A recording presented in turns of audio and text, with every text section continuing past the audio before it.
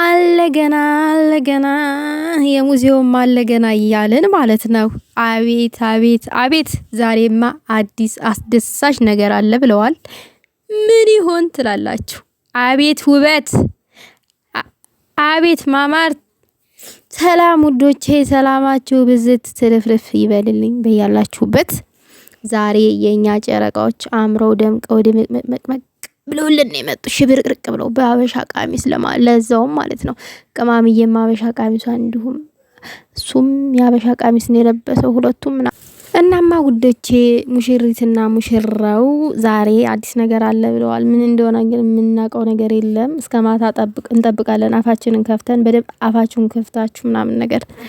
አቧራ ግን እንዳይገባባችሁ፣ አካባቢያችሁ አቧራ ካላፋችሁን በደንብ አትክፈቱ። ለወሬ በጣም እንደምትጓጉ ስለማቅ ነው። ያው እንደኔ ወሬ ካለባችሁ የሆነ አዲስ ነገር ለማየት ስፍስፍ የምትሉ ከሆነ በሚል ነው። እኔ ሌላ ነገር አይደለም።